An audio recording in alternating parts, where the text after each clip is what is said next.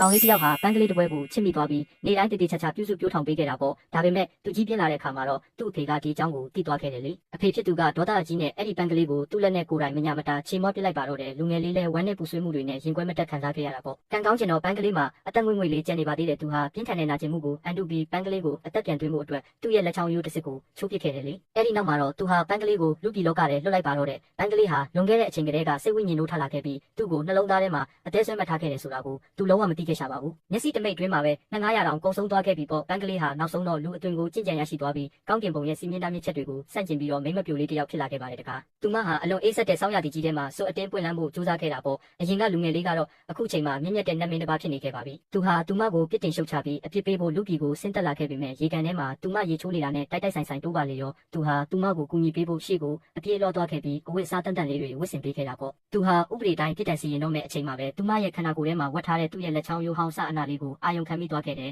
အဲ့ဒီခဏမှာပဲသူချက်ချင်းသတိဝင်လာခဲ့တာပေါ့သူရှိကမိန်းကလေးဟာလွန်ခဲ့တဲ့ရက်တွေတုန်းကသူမျက်မျက်လုံးလုံးနဲ့စောင့်ရှောက်ခဲ့တဲ့ပန်းကလေးအစ်စ်မှန်ဖြစ်နေခဲ့တာလေသူမကိုဘေးကင်းအောင်ကာကွယ်ပေးဖို့အတွက်သူဟာအဖြစ်ပေးခြင်းဟန်ဆောင်တဲ့စင်ကြီးကိုတုံးပြီးကောင်းကင်နန်းတော်စီပြန်ခေါ်လာခဲ့ကပန်းပေါင်းစုံလမ်းဆောင်မှာထားပေးခဲ့ပါတယ်ဒါပေမဲ့သူမဟာလမ်းတစ်လျှောက်ကအလှပတွေကိုငင်းမောရင်မကြခင်မှာပဲလမ်းပြောက်သွားခဲ့တာပေါ့သူမဟာရှောက်လေဖို့အတွက်တိုင်းကိုကြော်တက်ဖို့စူးစမ်းခဲ့ရင်းနဲ့သူ့ရဲ့ကိုယ်ပိုင်ဝိုင်ဥယျာဉ်တွေကိုအမတ်မထင်ပြုတ်ကျသွားခဲ့ပါတော့တယ်အယောင်သွေးဆုံနေတဲ့ဝိုင်ကောင်းတွေကိုမြင်ရတော့သူမမအောင်နိုင်ပဲတောက်မိသွားတာပေါ့မကြခင်မှာပဲသူမဟာမူလပန်းတွင်ကိုပြန်ပြောင်းသွားခဲ့ပြီးမထင်မှတ်ပဲအစီကံမလေးတစ်ယောက်ကသူမကိုလက်ဖက်ရည်ဖြောကိုခူးသွားခဲ့ပါတော့တယ်